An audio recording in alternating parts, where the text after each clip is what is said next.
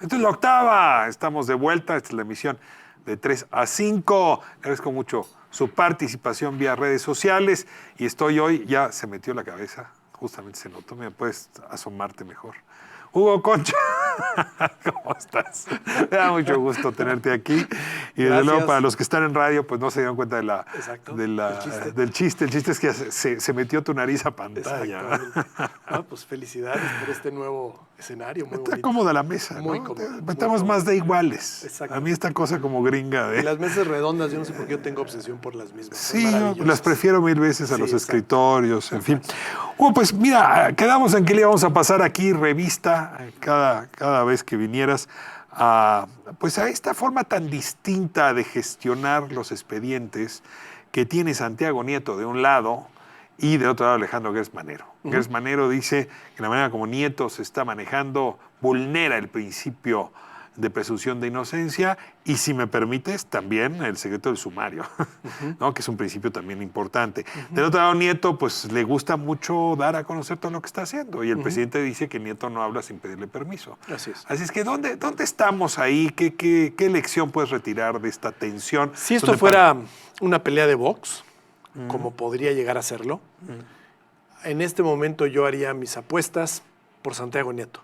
Va ganando. Sí, porque lo que Gertz hizo tampoco es muy elegante. Es decir, fue a decir esto en la reunión de embajadores y cónsules, es decir, a los representantes de México en el extranjero, porque, y creo que de manera justificada, cuestionaron al fiscal del tema de las investigaciones, ¿no? Se hace mucho, se dice mucho de gente a las cuales se les están congelando sus cuentas o bien se les están asegurando bienes, pero ¿qué tanto hay de esto con el tema de verdaderas investigaciones que van a llegar a algún lado? Y como ya habíamos platicado en el programa anterior, muchas de estas denuncias, como bien lo aclaró el propio Santiago Nieto, no son más que eso, son denuncias que la UIF, con las facultades y responsabilidades que tiene a su cargo, hace. A algunos les puede parecer que de manera excesiva, porque las hace muchas veces en la opinión pública y no en un comunicado secreto que nadie va a conocer Pero este es un al fiscal, estilo. ¿Por para qué? que el fiscal inicie investigaciones. Pero quiero llegar un poquito más. Realmente, en estas últimas cosas, Legionarios de Cristo, los allegados a Miguel Mancera, ¿qué otro hubo? De los últimos que ha dado Santiago Nieto, ¿realmente hay una violación a la presunción de inocencia? Yo creo que no. Yo creo que no. Es decir, las facultades que la UIF tiene son precisamente de llevar a cabo esas denuncias y la propia ley le permite esas medidas cautelares. Ahora, nos puede no gustar, pero no es Santiago Nieto. Lo que quiero llegar aquí al caso son las leyes que nuestros legisladores han aprobado y las medidas que le han puesto accesibles a este funcionario. Santiago Nieto está cumpliendo con las facultades que tiene. Ahora, es un estilo. es un estilo. La UIF no solía no tener vocería. No Trabajaba solía, más no bien, solía, pero hay que recordar que se le fortalecieron las facultades, también en este sexenio, en este gobierno ya. Y otra cosa que creo que es muy importante, la verdad es que la Fiscalía sí nos está quedando a deber, querido Ricardo. Es decir, hay una Fiscalía nueva, supuestamente autónoma, más allá que nos guste o no, que al final del día quedó una persona muy cercana al presidente, pero con una nueva ley, con toda una serie de atribuciones que supuestamente le dan autonomía. El presidente todo el tiempo en las mañaneras habla de la Fiscalía que ya es autónoma. Realmente está significando algo, se nota en algo, se nota más fuerte, se nota más metida en las grandes investigaciones que el país nos debe. Esta nueva Fiscalía, yo creo que hoy por hoy, después de un año de gobierno, la Fiscalía nos queda de ver, y nos queda de ver mucho. El fiscal Gertz te podría decir, oiga, es que es muy fácil levantar una denuncia, es más difícil hacer una carpeta de investigación, levantar la averiguación Yo le previa. preguntaría, con el personal y los recursos que tiene, ¿cuántas lleva? Por lo menos de las altamente sonadas y que todo el mundo estamos esperando. O sea, lo que sucedió con la Fiscalía incluso anticorrupción, ¿no? Le quitaron presupuesto. A la fiscal anticorrupción le han pedido que no esté en medios, que no esté hablando mucho, que sea muy reservada. ¿Dónde están los grandes casos de corrupción ya como investigaciones? Pues la verdad es que no se da. Y claro, al fiscal Gertz, que me da la impresión que es un poquito autoritario, la verdad es que no tengo el gusto de conocerlo, pero la manera en que reacciona fuerte. No le gusta que esté Santiago Nieto exhibiendo a la Fiscalía de las investigaciones que tiene que llevar a cabo. Yo creo que eso es lo que lo trae muy molesto.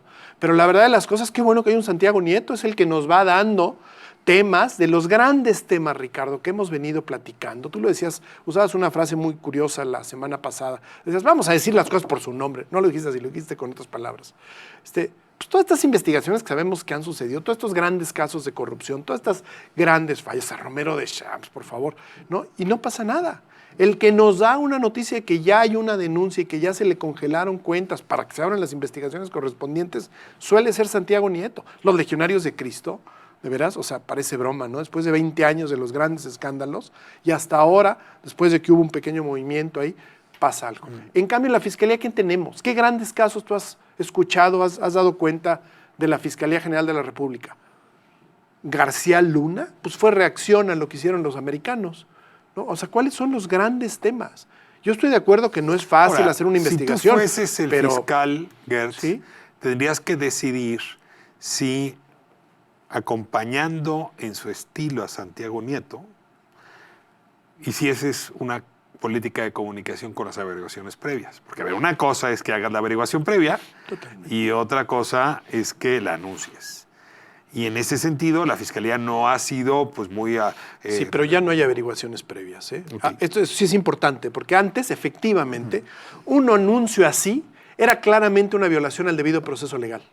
¿Por qué? Porque la autoridad empezaba la investigación sin que nadie se enterara.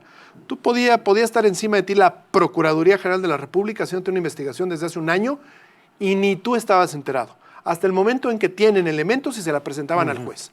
Si alguien en ese momento los exhibía lo que estaban haciendo, había una violación al debido proceso. Pero el nuevo sistema de justicia penal no opera así. Son meras presunciones o denuncias con las cuales se tiene que iniciar el nuevo juicio para lograr que haya equilibrio entre las partes, para no hacer esta enorme desventaja de un año de investigación y en 72 horas tú y tu defensa van a tener que responder algo. No, ahora el juez de control se le va a avisar. Tenemos presunción de que se cometió un delito por tal o cual, la denuncia.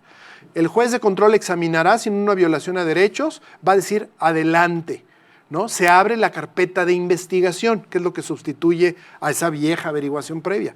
Y con la nueva carpeta de investigación, en igualdad de circunstancias, tanto la Fiscalía como la defensa se tienen que poner a preparar sus casos, es decir, el mismo, pero cada uno desde su perspectiva, con las evidencias que van a mostrar. Evidencias que, por cierto, el propio juez va a tener que autorizar en una audiencia, va a decir, de acuerdo, la Fiscalía va a presentar estas 10 pruebas y la defensa va a presentar estas otras 10, ¿no? Y ya en la audiencia de juicio oral será donde se dé el desahogo, se cruzarán cuestionamientos de una y otra parte. Es decir, no hay violación al debido proceso. El problema es que no hay proceso, porque no los inicia la Fiscalía. ¿No es un problema solamente de elocuencia en lo público? Es decir, porque sabemos que no estamos enterados porque en efecto no ha sido ahora, una Fiscalía muy vociferante.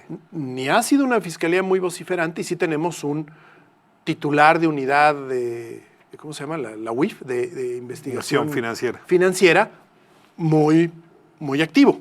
Tenemos un poco los dos extremos. Pero siendo así, si tú eres el titular de la Fiscalía General de la República, órgano constitucional autónomo de esta enorme importancia, pues no te quejas de esa manera. Mejor ve y siéntate con el secretario de Hacienda, que por cierto es el jefe de Santiago Nieto, o en su caso con el presidente de la República, y pides que se establezca un mecanismo de coordinación para dar a conocer públicamente de manera conjunta cosas que sean del interés de los dos. El problema es que claramente ese acuerdo no hay acuerdo. Ahora, voy por el siguiente tramo, que podrían quejarse los jueces de que la Fiscalía es demasiado mediática. Y ya estoy viendo a los jueces gritar si la Fiscalía actúa igual que la UIF, pero déjame trasladar ahora la discusión hacia allá. Se habla ahora sí, de una reforma al Poder Judicial. Qué bueno que tocas ese tema. A ver, ¿cómo estamos con ese tema? A ver, ¿qué día fue? Me parece, el 21 de octubre del año pasado, apunté la fecha. Una cosa, déjame irme a corte y le dedicamos el bloque entero, completito, porque si no te voy a tener que cortar en un momento. Vamos a corte, estamos con Hugo Concha, estamos hablando de la reforma al Poder Judicial. Ya anunció el Senado que va a presentar esa iniciativa. ¿Tiene el apoyo, el consenso del Poder Judicial de la Federación o cada quien, como en el otro caso, van por su propia vía? No se vaya, esto es La Octava.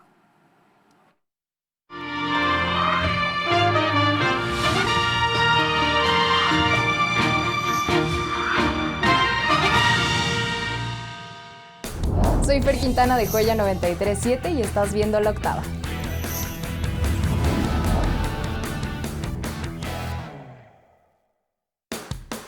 Para sintonizar La Octava, la nueva alternativa en televisión.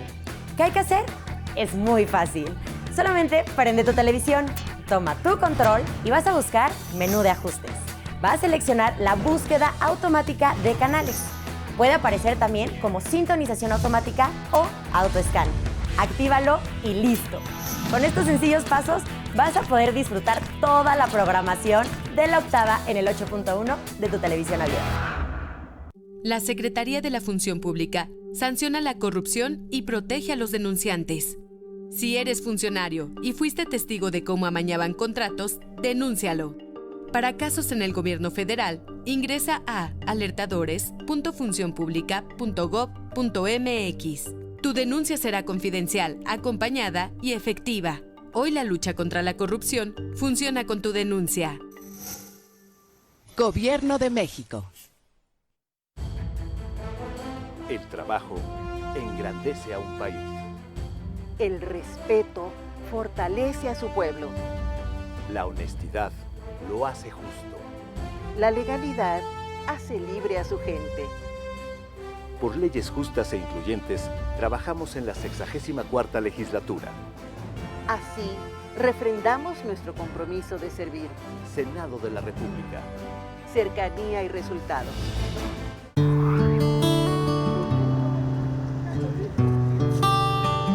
¿Estás arrepentido de haberla regado con alguien? Quiero terminar un problema con mi hermana. Quiero que todo esté bien, ya que nuestra familia se separó hace 10 años. ¿Deseas hacer el orgullo a un lado y recuperar a esa persona que tanto amas? Que la quiero mucho, que necesito estar con ella para sacar adelante a nuestra hija.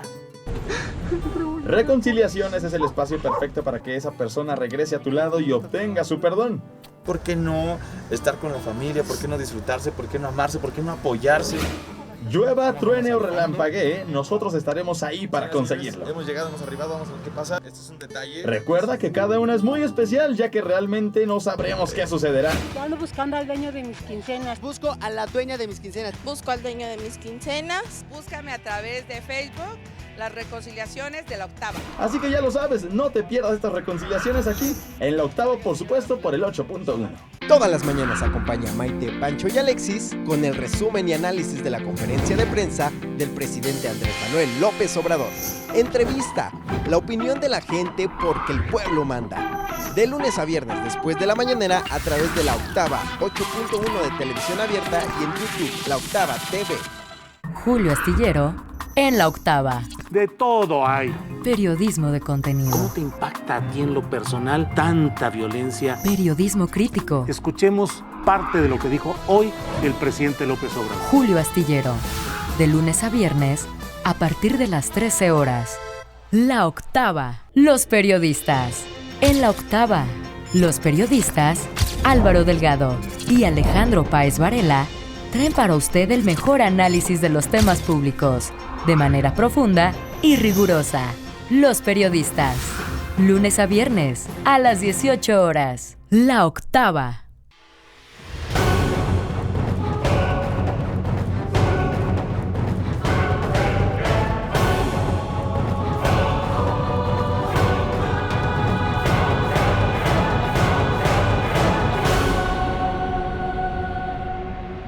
La Octava.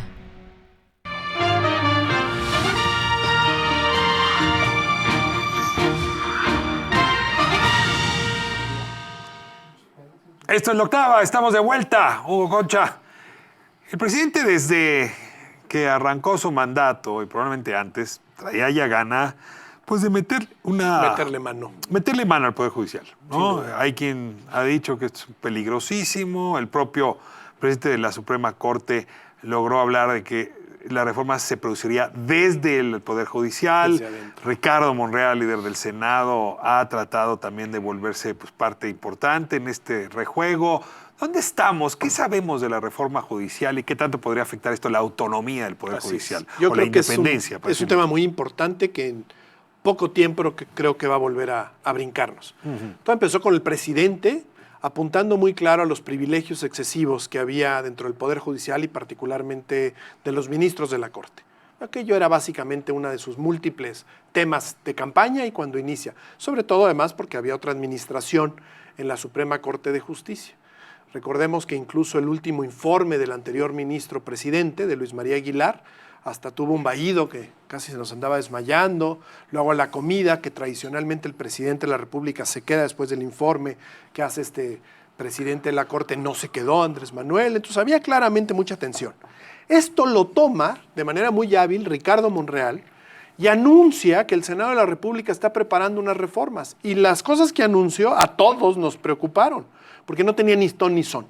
Muchos estamos de acuerdo en que hay que afinar cosas importantes al Poder Judicial, a los poderes judiciales, si me empujas un poquito más, pero particularmente también en el Poder Judicial de la Federación, algunas cosas.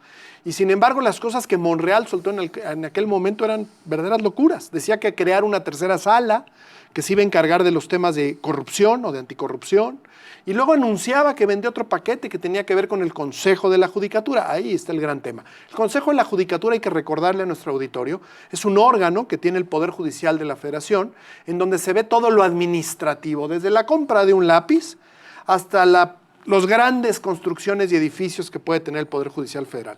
¿Quién es juez, quién no es juez, quién es secretario? Así como la carrera judicial, la adscripción de los jueces, la disciplina de los jueces y magistrados, etcétera, etcétera. Entonces es un órgano muy importante, pero es un órgano que tiene pues, el control el propio presidente de la Corte. Una reforma que se había llevado a cabo y que luego se echó para atrás y quedó ahí medio a medias tintas.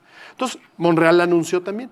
Frente a esto, el Poder Judicial brinca y logra hacer una reunión, en la cual hubo hasta una fotografía que agarró mucha popularidad en ese momento, en donde están Julio Scherer, representando a la Presidencia de la República, el consejero jurídico, está Ricardo Monreal, presidente del Senado, y está Arturo Saldívar, presidente de la Suprema Corte de Justicia.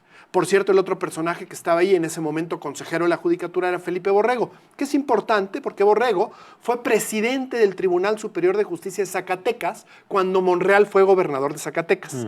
Y al mismo tiempo, estando en el Consejo de la Judicatura ahora, pues estaba con vínculo con Saldívar. Entonces era como un enlace muy importante. Yo diría hasta él buscó y seguramente logró esa reunión. Esta reunión nos la mandan y nos la avisan el 21 de octubre, de que se va a trabajar de manera conjunta para hacer una buena reforma judicial. Y que el 18 de enero de este año, es decir, la semana entrante, tendría ya que haber una reforma judicial. Hasta donde mis fuentes me han indicado, hasta donde uno está enterado y por lo que puede uno buscar y leer, pues no ha habido ninguna reunión de trabajo de estas tres entidades. Y sin embargo, el día de ayer, el senador patearon el balón. Puso cada quien está trabajando su proyecto, pero se ve que mucha comunicación no ha habido. El día de ayer Ricardo Monreal sube a su cuenta de Twitter anuncios diciendo que esta semana el presidente de la República va a mandar al Senado un conjunto de una iniciativa, un proyecto de iniciativa que toca varias leyes y no nos queda muy claro en materia de procuración y administración de justicia. Pero no nos queda muy claro si es el tema de la reforma judicial o son ajustes al sistema de justicia penal nada más. Entonces creo que era importante mencionarlo porque ahí hay otra deuda importante que tenemos que ver en qué acaba.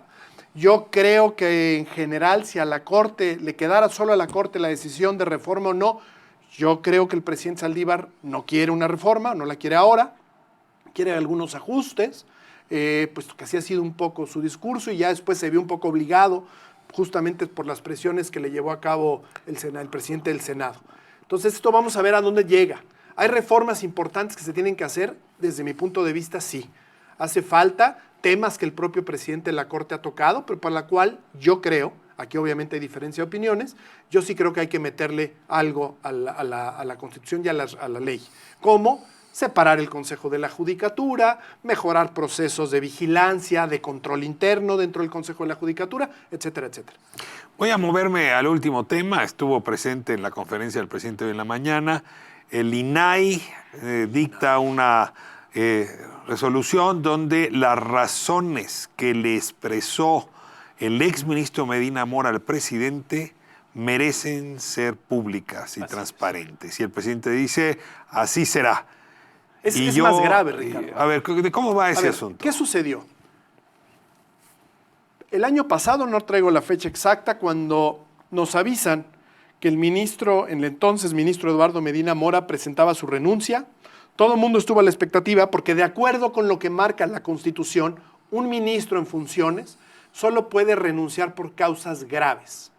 Estas causas graves tienen que ser públicas para que el presidente en primer lugar y en segundo lugar, pero de manera muy importante, el Senado de la República las valore y considere si las acepta o no para que un ministro de la Corte se pueda ir. ¿Y qué sucedió? La única información que se nos dio como sociedad fue que el ministro Medina Mora se reunió con el presidente de la República y horas ¿Sí se reunieron? Se reunieron, sí, el presidente lo ha confirmado. Y después de eso se presentó la renuncia que le llegó al presidente y el presidente la turnó al Senado. Pero en ese documento de renuncia no se dice nada. Dice simplemente que presenta su renuncia. Es decir, ahí el propio Medina Mora y consecuentemente y de manera vinculada la presidencia de la República y el Senado violaron la Constitución. A lo mejor me estoy viendo demasiado escrupuloso, pero así es. Porque Medina Mora no dijo las causas o no las hizo explícitas en el documento y por supuesto el presidente no ahondó más y el Senado de la República en una sesión en donde tiene que valorar esas causas graves simplemente dio por recibido y aceptó la renuncia. Ahora, lo que sabemos es que la UIF, hablando otra vez de Santiago Nieto, pues había dado a conocer denuncias e investigaciones que había con respecto a transferencias. Incluso meses antes nos habían dado a entender que había órganos de investigación, tanto británicos como estadounidenses, sobre todo, investigando al ministro Medina Mora por movimientos y transferencias de dinero. Que luego el propio ministro dijo que eran cifras incorrectas y que se había roto el secreto de Pero sumario. el caso es que podemos presumir muchas cosas, pero no sabemos. Si no fue sabemos eso, realmente si eso fue. No sabemos si hubo un acuerdo, que probablemente eso fue lo que sucedió, en donde ya viendo las cosas tan quemadas, se negoció, bueno, ya te vas y ya no le seguimos a la investigación. Yo sé que esto no pero eso no se podría podría decir. Y lo interesante es que hoy el presidente, no sé que con tanta claridad, porque yo no entendía muy bien que él estaba entendiendo lo que se le pedía. Se le están pidiendo que dé a conocer las causas graves, no el documento de renuncia. El documento de renuncia todo el mundo lo vimos, no dice nada, dice que renuncia. Lo que queremos o lo que el INAI le está ordenando a la presidencia que diga es a ver cuáles son las causas graves. Claro, el INAI en su resolución pide documento, carta, oficio o cualquier otro donde se haga constar esas causas graves. Y si esto no existió, no hubo documento y fue una reunión en persona y ahí quedó. Es más, ahí se pusieron de acuerdo en que no se diría más por lo grave del Para que asunto. no fuera grave. Pues vamos es que a ver. lo mejor salió de ahí para que no llegara a causa grave. Pero si renuncia tuvo que ser grave. Pero ahora, al mismo tiempo no hay sanción. Es decir, ¿qué tan grave es el asunto? Es algo que debió haber revisado el Senado. No lo revisó. Debió haber valorado al presidente y no lo valoró en público. Debió haberlo anunciado el ministro Medina Mora y no lo anunció. Es decir, nos vamos a quedar sin saber, Hugo. Es un poco... Bueno, el presidente dijo que mañana da a conocer. Pues Te sí, digo la que no carta, sé bien qué entendió. ¿qué va a dar a conocer? Y si no nos da... Vino Medina Mora y me dijo que era grave y se quería ir. Pero hay un tema, Ricardo. Se viola la Constitución. Otra vez. A lo mejor no nos gustan nuestras leyes, a lo mejor no nos gustan nuestros artículos constitucionales. O muchos de ellos. ¿Quién la habría violado? No, Medina por no expresarlas, el presidente por no haberlas valorado, el Congreso por no haberlas discutido. Los tres. Yo creo que hay una violación. ¿Y cómo les constitucional de los reclamamos tres. a estos tres? Bueno. Aquí en medios. Violar Tú y yo. la Constitución es un motivo de responsabilidad política. O sea, cuidado, ¿eh? ¿Se podría haber juicio político por esto? En principio estoy hablando muy formal y obviamente dices, ay, por favor, si me olvido por otros temas. De manera estricta, ¿Juicio violar político la al Constitución, presidente así, o a los senadores o al propio Medina? Por a no Medina haber... Mora no le puede ser el juicio. Bueno, sí, porque no ha pasado el año. Para inhabilitarlo, yo creo que no es un personaje que vaya a volver a ser activo en la administración. Siempre usted con la controversia adecuada, justa y bien salpimentada. Siempre yo con nuestra Constitución, querido Ricardo. Hazte muy bien, traer la Constitución a juego. Hugo Concha, muchísimas gracias. Gracias a ti. Hoy adelantamos, la semana que entra sí vienes en martes. Por supuesto, nos vemos en martes. Un seminario importante, como académico. decía por ahí aquel programa, o antes, si ocurre algo importante. Pues esperemos que no vaya a ser una guerra, querido. Nos estamos viendo. Gracias, querido Muchas Ricardo. gracias. Nos seguimos.